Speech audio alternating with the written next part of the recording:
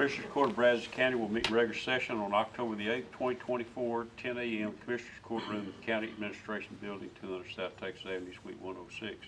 First item on the agenda is identification, pledge of allegiance of the U.S. Texas flag. Commissioner Alderman will lead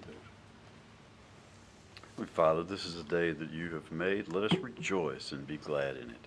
Give us your guidance, your wisdom. Continue to bless Brazos County, those who provide for our freedoms and our opportunities. We ask that you continue to look over them. Ask that you bless our nation, that we experience the things here and that the nation would experience the same types of things to where they would have joy in life and understand your blessings and how willing you are to give those.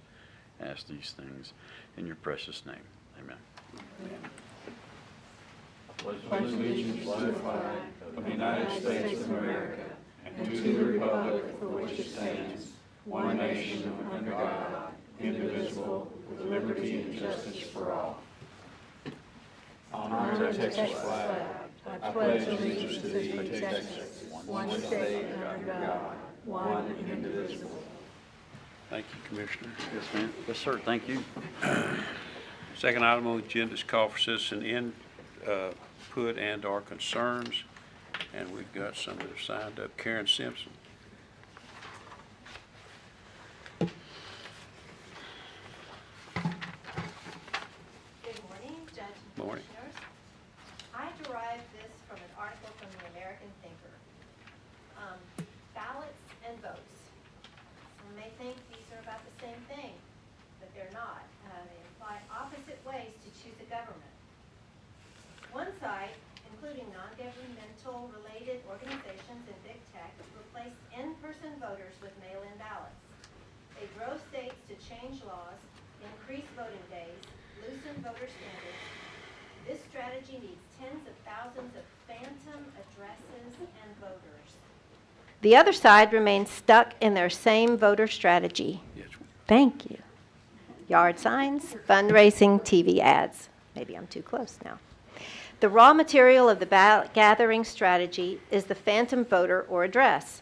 Live votable ballots accumulate at addresses where the indicated voter does not reside. Thousands of phantom addresses inhabited every state's voter list. What a concept.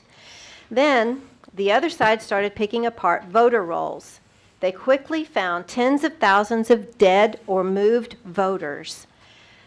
There were innumerable addresses where no voter could possibly live. Citizens demanded that voter rolls be cleaned, addresses be real, or at least legitimately where that person lived. In too many cases, affidavits with photographs of empty lots where several voters claimed to live failed to convince a judge to action. Quiet heroes working in their homes, virtually unfunded, adding a small amount of friction caused the removal of thousands of phantom names and several 100,000 incorrect addresses. It had a massive impact on the ballot gathering system. This was in Wisconsin.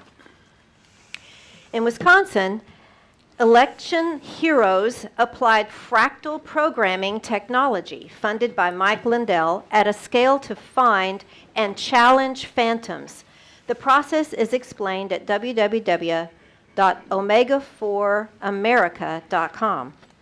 They went to scores of county registrars and challenged thousands of phantoms.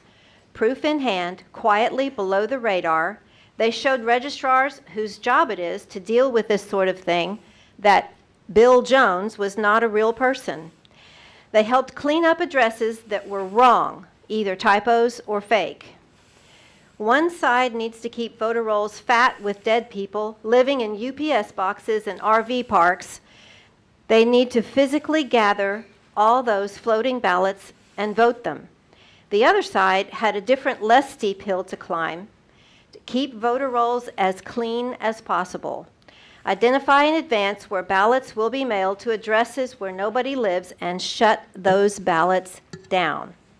Using fractal programming, the Wisconsin team showed the impact of introducing friction into the ballot gathering system. even a little friction and everything breaks down. That is leverage, and that's leverage for the good guys. Thank you. Okay. Thank you. Cindy Wiley.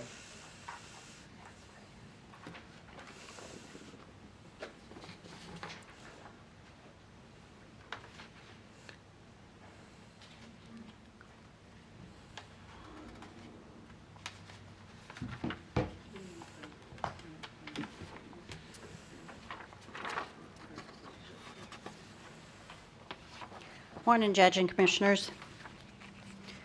I had an interesting conversation with my mom this morning. In November, next month, she's turning 90. And as we speak right now, she's in a computer class learning Excel because she's creating a PowerPoint. So it's like, that's amazing. So I take her advice. So I express my frustration that we have been coming here for over a year. We've been sharing information, facts, opinions, thoughts, and it's frustrating because we just don't see much action from our representatives. And so I expressed that to her, and she just encouraged me. She said, you know, it's like how you eat an elephant, one bite at a time. Just keep showing up, keep sharing information, they'll get it. So, and that wasn't meant to be disrespectful that you're not getting it. It's frustrating to be on this side. So with that, I do have a thought, and I think this is important, and I saw this on social media, but if an abortion is not murder, then why is it a double homicide when a pregnant woman is killed? Just a hum. So anyway, I've provided you data. I think you guys have the 3 pieces of paper. One being the organizational chart, and that is just a reminder that the voters sit, and you guys are voters too, so you're kind of above yourself, and that you're our only recourse to express our concerns, what we have as issues, and you guys have direct authority over the election administrator according to this organizational chart, and that's why we come to you. I did provide, there is an advisory, well, it's not really advisory, it's just a note sent out by the Secretary of State dated June 4th, where it reminds our election administrators to remove individuals, including non-citizens, felons, and deceased voters. 3 weeks ago, I spoke about 17 that I'd found that were dead, that were active. I had the obits. Nobody's come to me. Nobody said, hey, share the info. I've reported that I've got 4 individuals that they each have 2 VUIDs, and they're active. And nobody's come and asked me, hey, can you share the info? So it's like, I don't know what to take about that.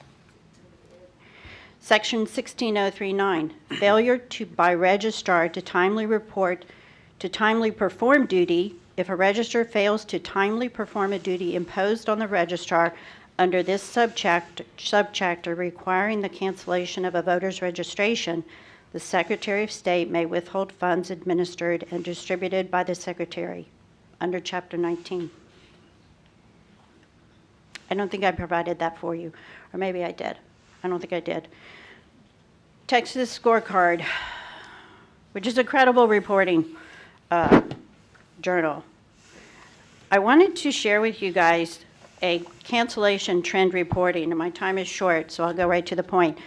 In this county, according to the Secretary of State's website, we have taken off 5 non-U.S. citizens out of our registration rolls since 2020. 5 people. And there's millions that are non-citizens. That is alarming, and I think that should be investigated. Thank you. Okay, thank you. Marie Thank you. Wood.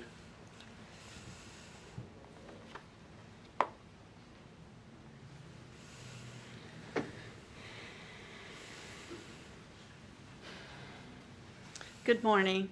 I was here last week, and in my remarks, or a copy of my remarks, I had given for the minutes, I put a link to the lawsuit from the brought by the United Sovereign Americans against Ms. Nelson, the Secretary of State, and others, Governor and Ken Paxton. That anyway, I put a link in there for you, and I wanted to make sure you read it. And since I didn't provide you with a hard copy, I brought one today, and I gave it to the secretary here to put in the minutes. I do want to say a word about the frustration we citizens are feeling about your response to our repeated efforts and kindnesses to you to give you the information that you need to make lawful decisions. Because at this point, it appears there are unlawful decisions being made, and I feel you are not getting good advice. You are not being counseled properly. We are only taking your data. When I say your data, the data provided by your election administrator, and comparing it to the black letter law, which is stated in this lawsuit, and revealing to you the inadequacies of the election administrator, or you directly. And what I want to remind you, what I said last week, if you don't take action and at least allow us, the citizens, to hand count the federal races, the senatorial and presidential races, it would at least give you a moniker of integrity and credibility among the citizens if you would at least approve that. You refuse to go to all hand count and relinquish, banish the machines in our elections. That alone would save thousands, if not hundreds of thousands of dollars for this county if you completely did away with the machines. We don't need them. It's causing so much havoc, so much confusion, and so much distrust among the citizens. So I beg you, at least allow us to hand count the federal races. And I admire you for serving, but right now we, the citizens, are not trusting you. Thank you.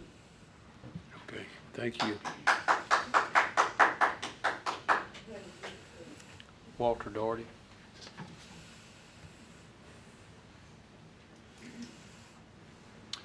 Good morning.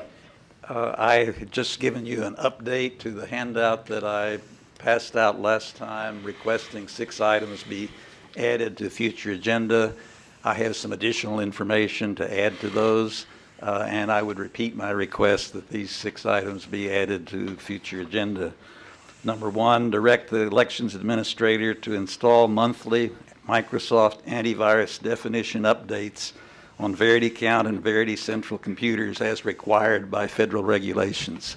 So today is October 8th. That means second Tuesday of the month. That's Patch Tuesday.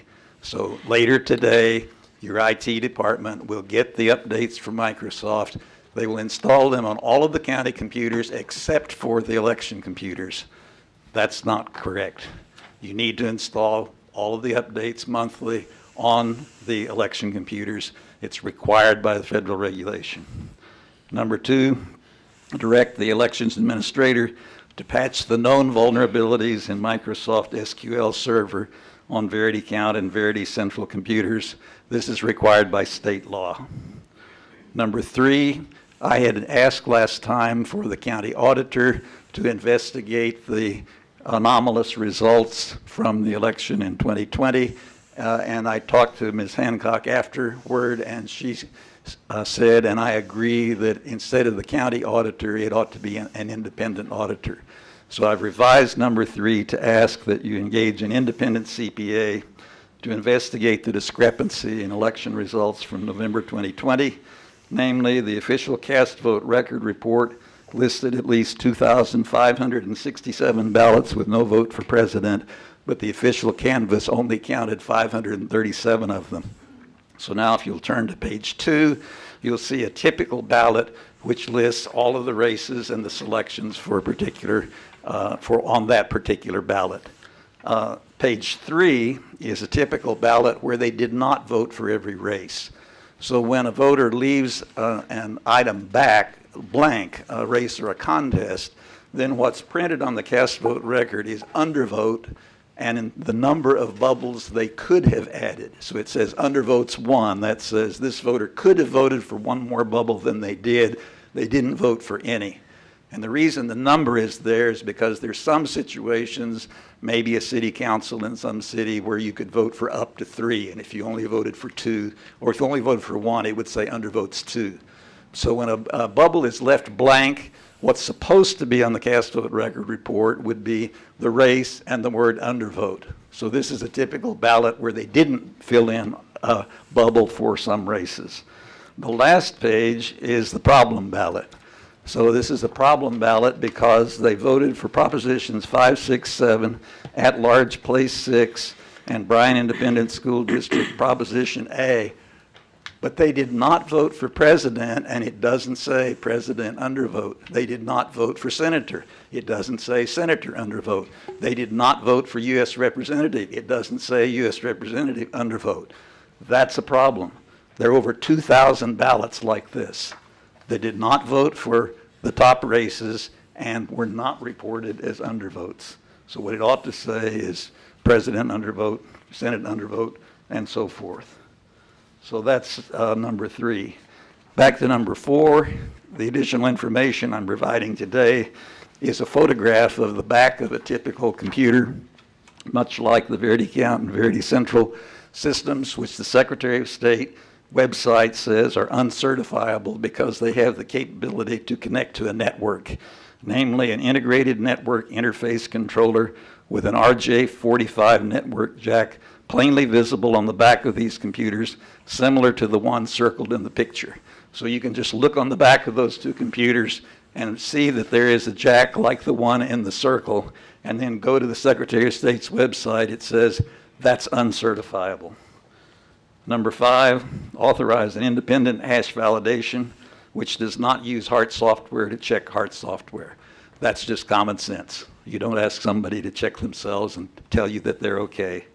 Number 6, authorize an independent cybersecurity inspection of all voting equipment, including checking for network logins. And here's some additional questions. For example, who is the actual person who logged in as CDR12312? Who is the actual person who logged in as Hart Tech? So with these updates, I would again repeat my request that these 6 items be added to future agendas. Thank you. Okay, thank you. Kathy Beans.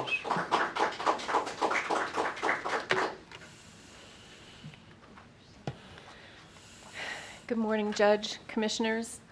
Some of this is news to me. Dr. Doherty has presented. He's a very wise source of information. Judge, I know you're personally familiar with him. I don't understand why his issues are not more predominant in the conversation. And I'm going to start right out from an ask that you add his points to the agenda next week. I know that some of you think that the Secretary of State's office is the sole responsibility for the integrity of our Brazos County voter rolls. That is not correct. And I think I talked last week about the integration, the information going back and forth between the Election Administration Office and the Secretary of State's office, and how that interaction is not working properly. And I would evidence that the 2 dead people that I found last week have been dead for 9 months, and they're supposed to be removed immediately, so they shouldn't be on the voter rolls at all. I don't know if you've ever looked at the county voter registration rolls, if you've ever asked to see what they look like. They'll have the person's VUID number, their name, their date of birth, and they have a status there. So if they're verified, that means they're an active voter as a V. But if they're on suspense, meaning there's a question about whether they are correctly registered or eligible to be registered.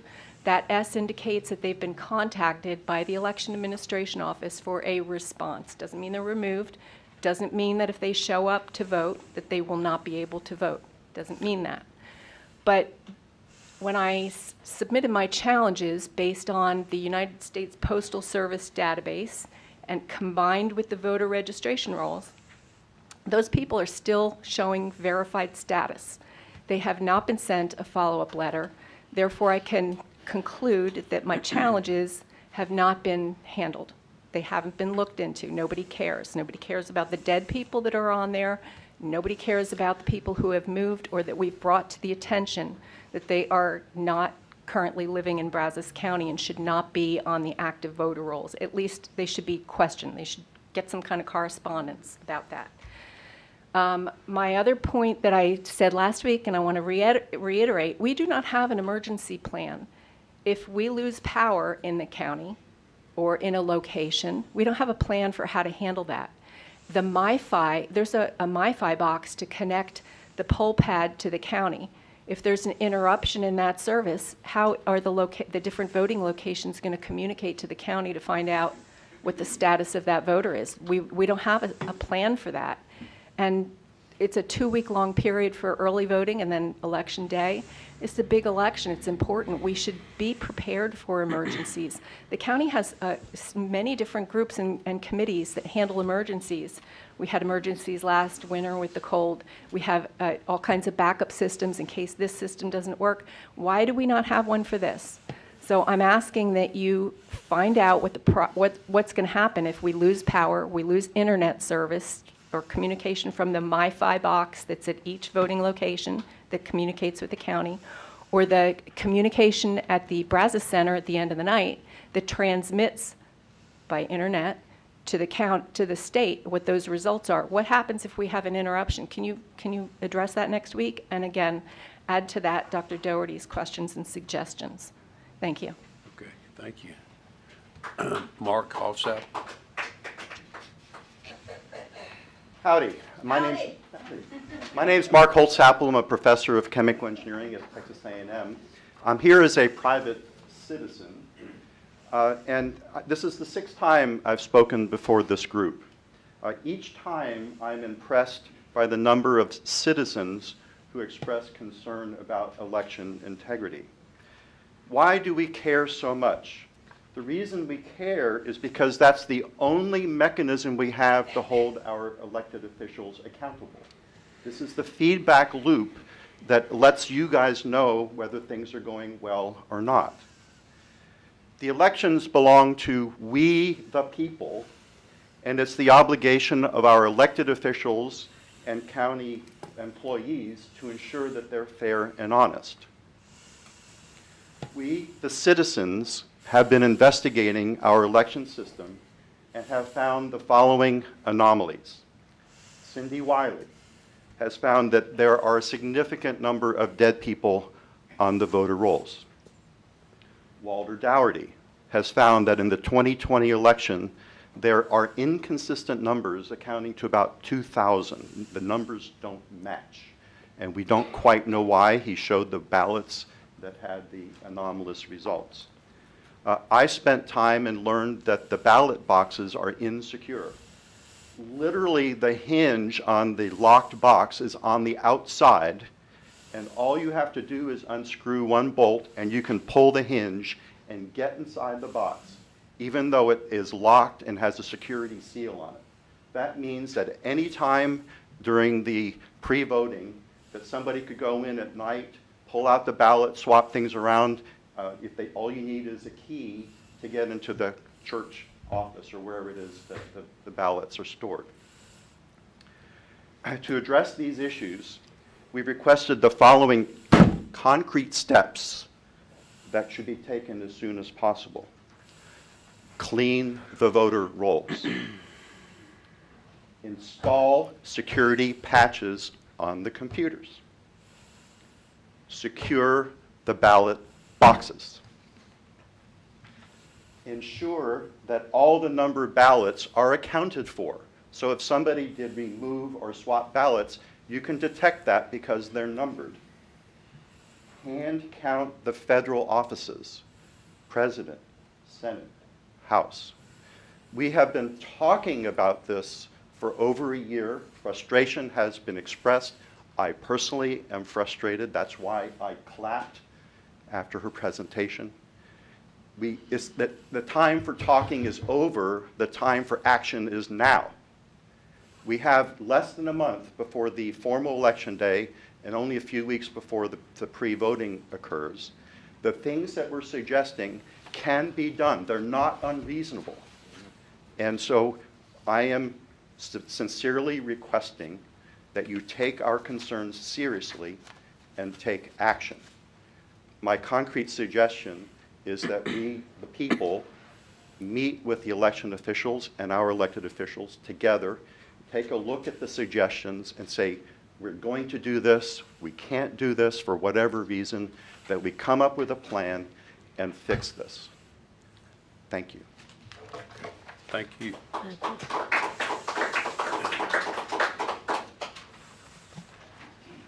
So that's the last citizen input. We will consider and take action on agenda items 3 through 32. Number 3 is proclamation 24-021 proclaiming October 6th through 12th, 2024 as National 4-H Week in Texas. Move for approval. Second. Motion made and seconded. We have the 4-H kids. Yes, I'm gonna get up and read the proclamation, and I want all the 4-H folks to come up.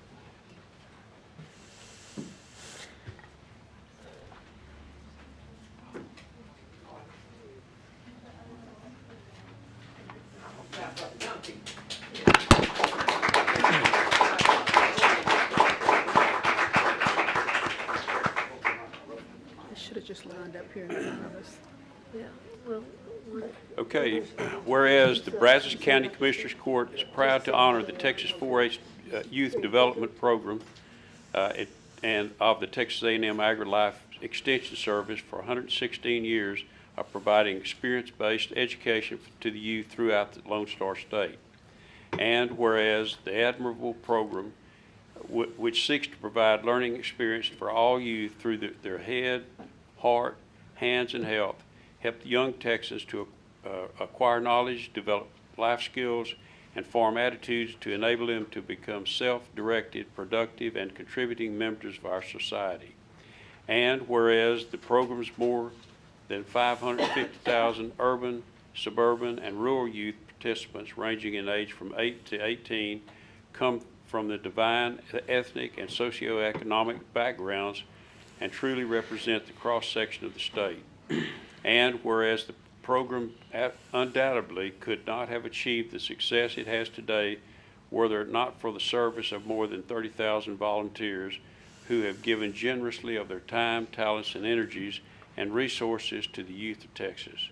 And whereas throughout the proud history of Texas, of the 4-H program, that has developed positive role models for the counties of Texas throughout its innovative and inspiring programs and continue to build character and instill the values that have made our state strong. Now therefore be it resolved that the Brazos County Commissioners Court hereby designates October 6th through the 12th, 2024 as National 4-H Week of Texas and commend the 4-H Youth Program, Development Program of the Texas A&M AgriLife Extension and the many men and women who have made the program a success. Matt, you want? Sure. Thank you, Judge and Commissioners. My name is Matt Pfeiffer, County Extension Agent here in Brazos County for 4-H and Youth Development. Today, as the Judge mentioned, we're celebrating National 4-H Week. National 4-H Week is a time for us to celebrate and also promote the good that 4-H does in the community. With your support, Brazos County finished last year as the 4th largest 4-H program in the state with over 724 members. I'm super proud of that. This week will lead up to our one-day 4-H community service event, which will happen on Saturday in partnership with the Brazos Valley Fair, we're helping them with a canned food drive for to benefit the local community.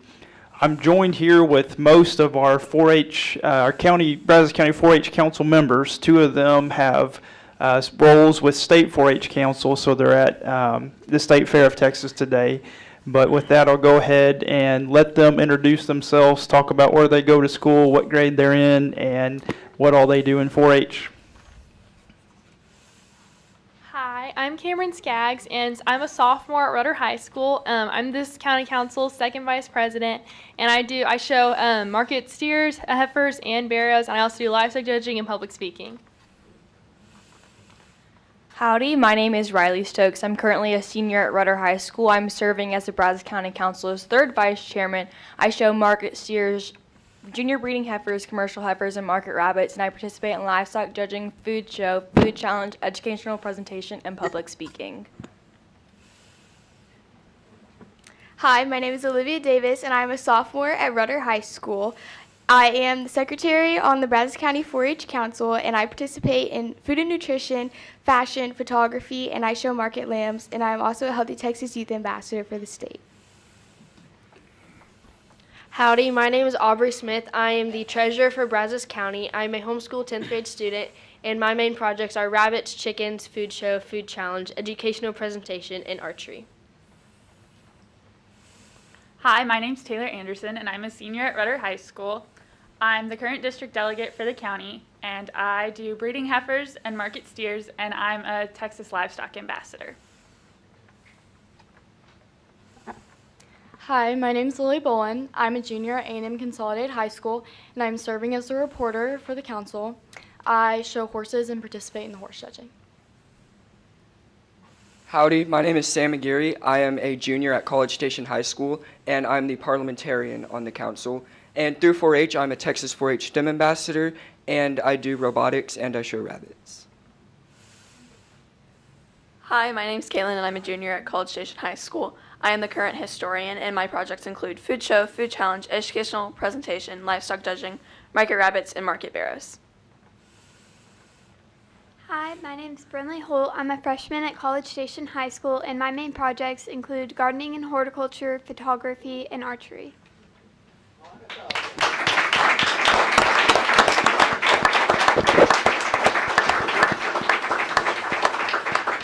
So why don't y'all come up? We'll take a picture. Hey, Sam. Congratulations. Thank you. You're very welcome. Thank y'all for breakfast today. Sam, here. Sam. Hey, thank you guys. Congratulations. Hey, Riley. Congratulations. Y'all, wonderful job. Yeah. Thank you.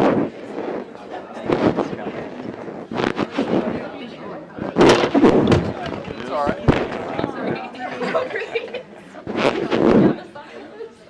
Yeah, she's the tallest, so she should probably stand in the middle and you. Yeah,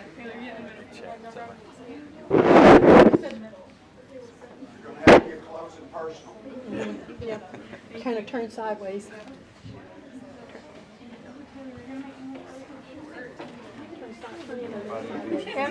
Everybody move right and close in. Go shoulder to. You can get more, yeah, shoulder to shoulder. Yeah. And you can get more in. Yeah, that's it. Yeah, like There that. you go. Yeah.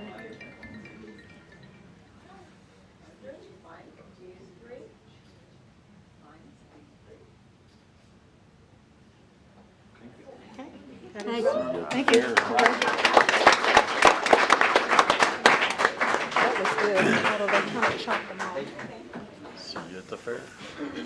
Okay, we've got a motion and a second. We'll need to vote. All in favor say aye. Aye. Opposed, clearly there's none. Motion carries. Thank y'all. Thank you for everything 4-H does. Growing kids. Number 4 is a resolution to approve Brazos County Investment Advisory Committee. Move approval. Second. Motion made, seconded, discussion. All in favor say aye. Aye. Opposed? None motion carries. Number 5 is approval requested from grant agreement with the Texas Comptroller of Public Accounts for a Rural Law Enforcement Salary Assistance Program 1A 000000872 County Attorney. Move approval. Second. Motion made, seconded, and I think Kathy wanted to speak to this one.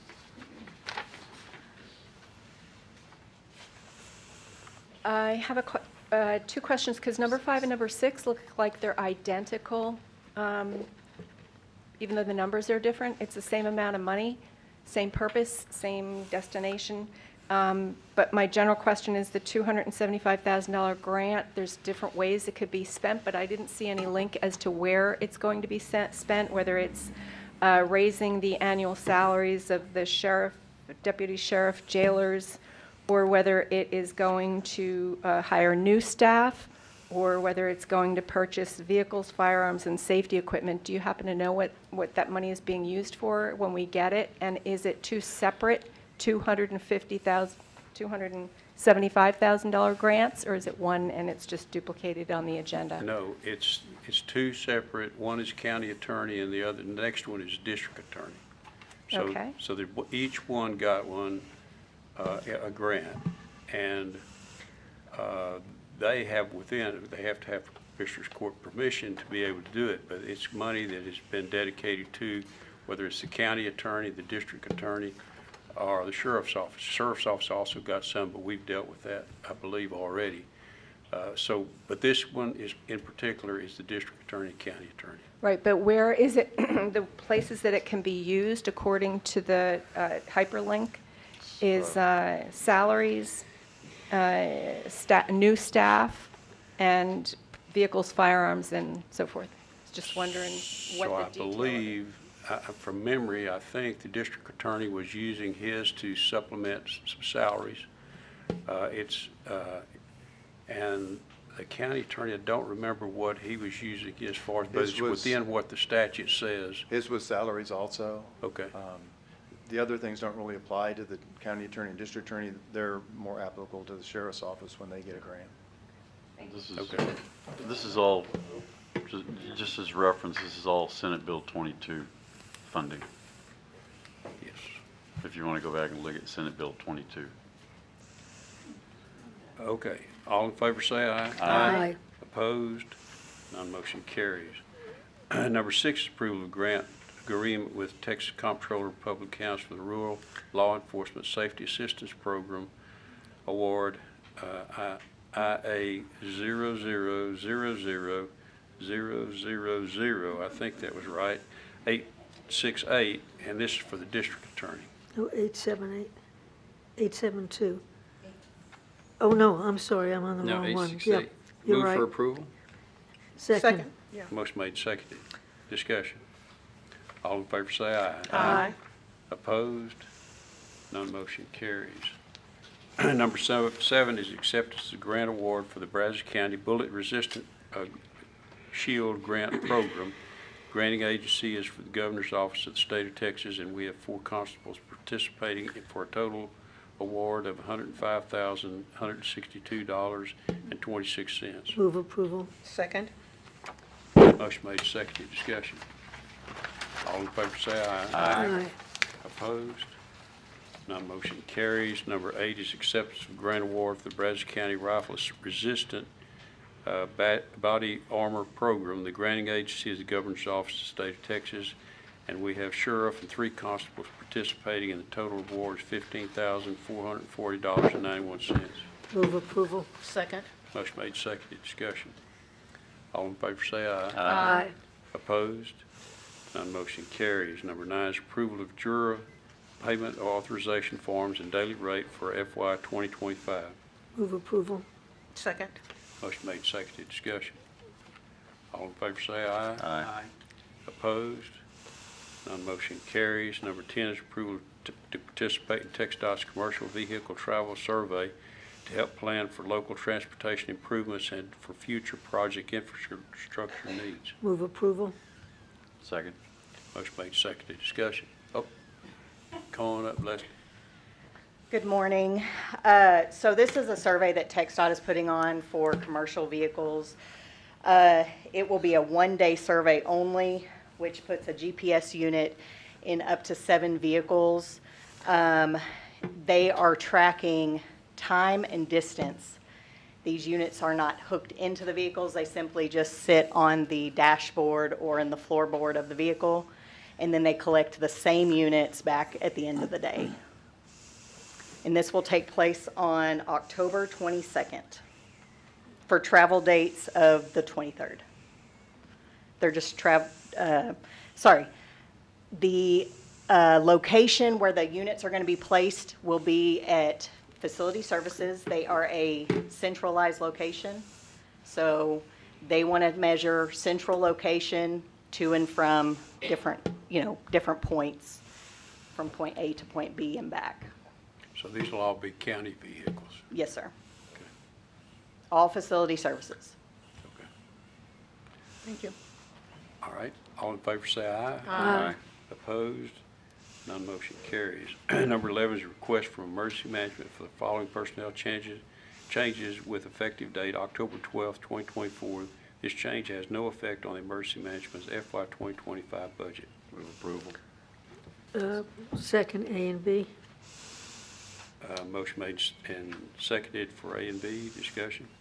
All in favor say aye. Aye. Opposed? None motion carries. Number 12 is request from the county clerk for the following personnel changes. Effective date as of October 12, 2024. This change has no effect in the county clerk FY 2025 budget. Move approval A and B. Second. Motion made, seconded. Discussion. All in favor say aye. Aye. Opposed? None motion carries. Number 11 is approval requested to expend $1 million budgeted in fiscal year 2024-2025 for other post-employment benefits. The funds will be transferred to the OPEB trust managed by the Public Financial Management and be invested principal and earnings to benefit Brazos County Retire Health Program insurance. Move approval. Second. Motion made, seconded. Discussion. All in favor say aye. Aye. Opposed? None motion carries. Number 14 is approval requested from Human Resources for a write-off of outstanding account receivables in the amount of $3,088.81. This amount is believed to be uncollectible. Move approval. Second. Motion made, seconded. Discussion. All in favor say aye. Aye. Opposed? None motion carries. Number 15 is approval requested for to offer electronic-only delivery for W-2 statements. Move approval. Second. Motion made, seconded. Discussion. All in favor say aye. Aye. Opposed? None motion carries. Number 16 is approval of the payroll disbursements for FY 2025. Move approval. Second. Motion made, seconded. Discussion. All in favor say aye. Aye. Opposed? None motion carries. Number 17 is approval requested from risk manager to be granted signature authority for insurance applications. Signature on these applications do not bind the county to any contract or cost, but instead gives information on the county's risk appetite and allows a contracted broker to market quotes on the county's behalf. Move approval. Second. Motion made, seconded. Discussion. All in favor say aye. Aye. Opposed? None motion carries. Number 18 is discuss and consider ratification of the request to bind coverage document for cyber liability with the effective dates of October 1, 2024 through October 1, 2025. Move approval. Second. Motion made, seconded. Discussion. And I believe Dr. Doherty wanted to come up and speak on this. Yes, thank you. I have several questions about this. Obviously, it's important to have insurance for cyber liability. I would like to know if you can post the policy as to what it covers and what it doesn't cover, so that we'll know that. This also brings home the point of the importance of maintaining the proper security on our equipment. So back in February, United Health, which is by revenue the largest healthcare organization in the country, had a massive data breach of health information and personal information because they process most hospitals and doctors and Walgreens and CVS and so forth. That data breach in February, their release said affected a substantial portion of the entire U.S. population. It was a ransomware attack where an attacker came in through an unpatched vulnerability, encrypted the files so that they couldn't use them. That happened in February, but because it affected so many tens of millions of people across the country, I'm hearing from people here in Brazos County that they just got notified last week that their information was hacked back in February. So it's important to look at the terms of the insurance policy for cyber liability and see if it requires that all of our equipment be kept up to date with the latest antivirus definitions. So if you would, I'd appreciate posting the policy online so that we can look at the terms and see what it covers and what it doesn't cover. Thank you. Okay, thank you. Leslie, you want to speak to that? So I can give a little bit of the specifics real quick. We are looking, this is a $3 million policy.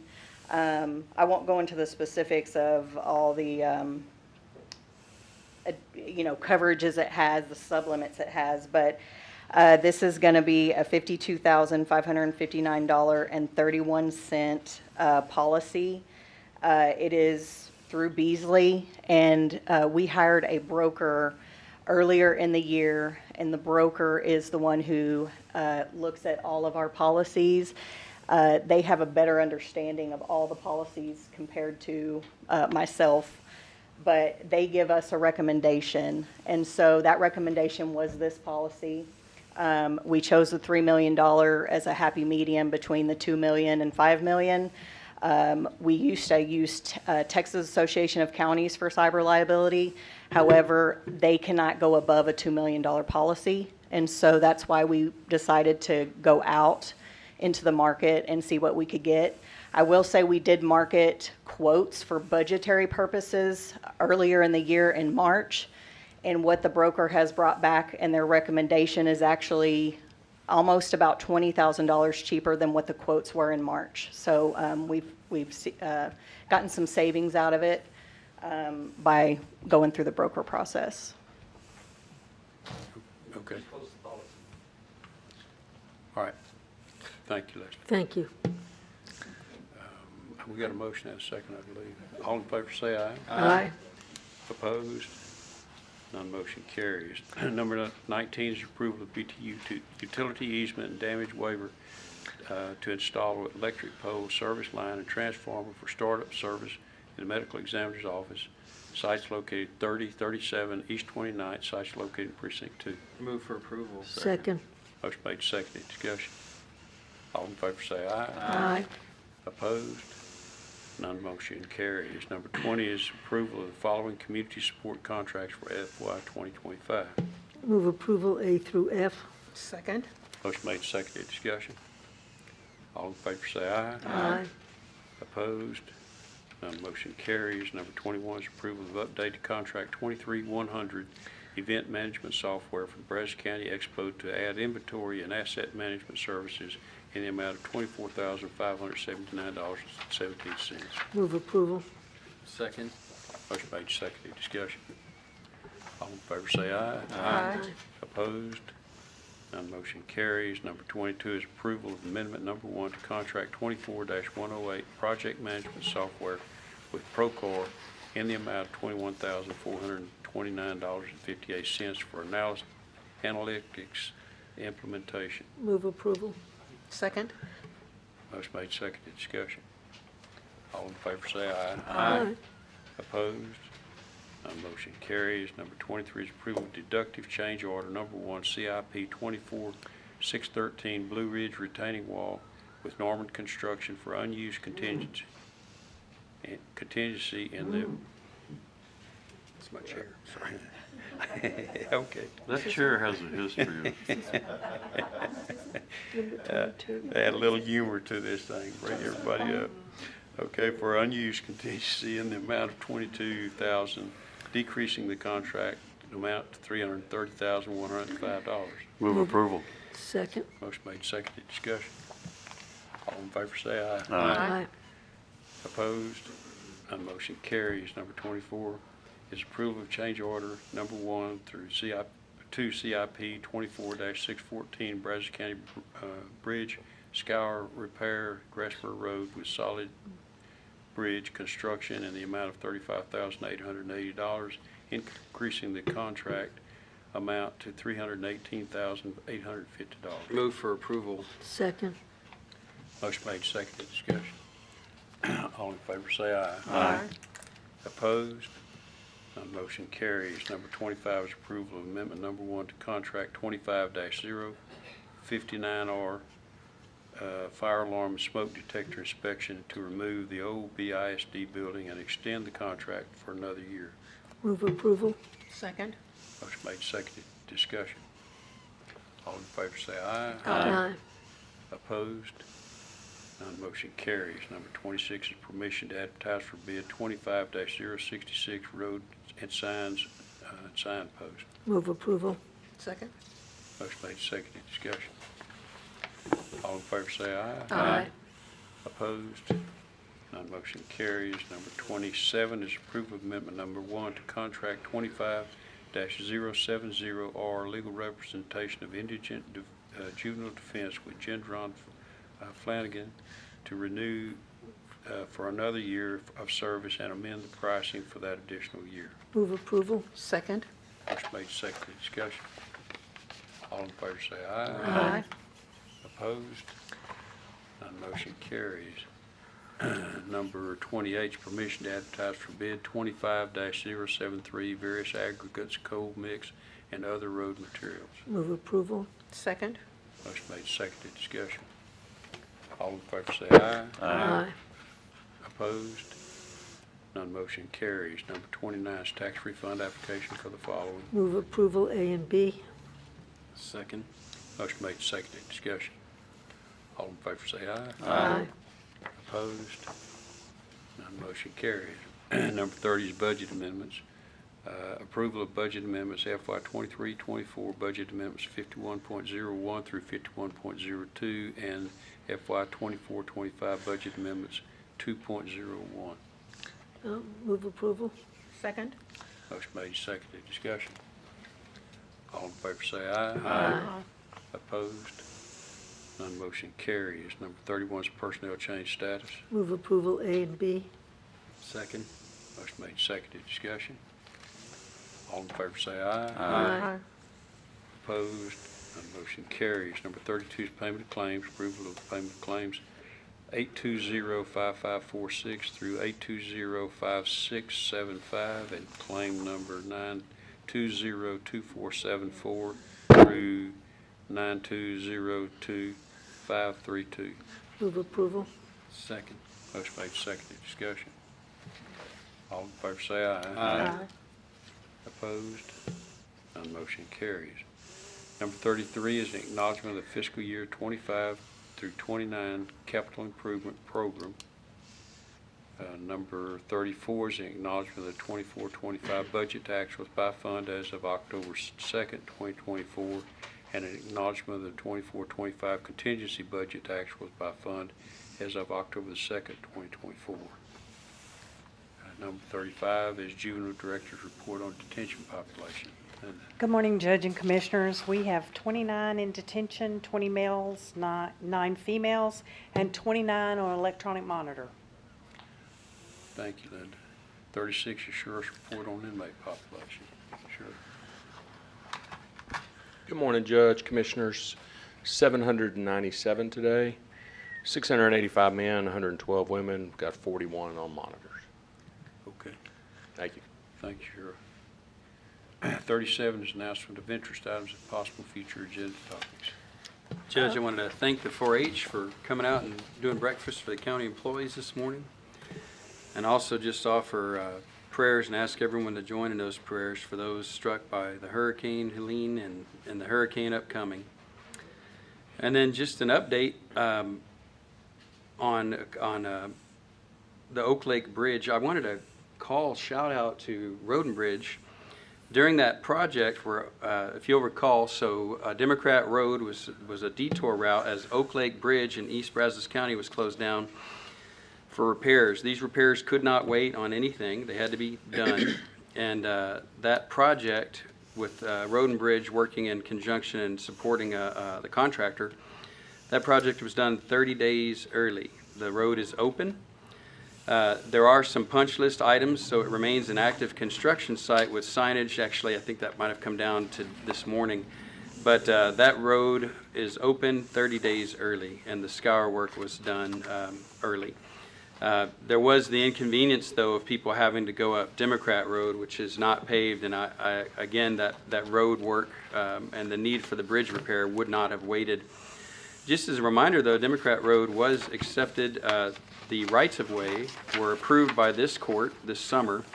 So utilities have already been requested to be moved, and hopefully we'll move forward over the coming years with getting Democrat Road paved. That's my wish. But just again, wanted to thank Road and Bridge for going out there. They graded the road 4 times during that construction. The 2 citizens that reached out to me letting me know the road needed to be graded, within 1 day, Road and Bridge was out there grading the road, which I thought was great teamwork. And the contractor finishing up 30 days early. That was amazing. So back to normal out there. Judge, with regard to item number 33, I would request for a future agenda item where we just have a brief overview of the capital improvement program so people can get an opportunity to take a look at what our long-term plans are for the capital improvements that are in that plan. Yes, and Judge, I wanted to remind the public that Brazos County is having a job fair on October 28th at the Brazos Center from 3:30 to 6:30.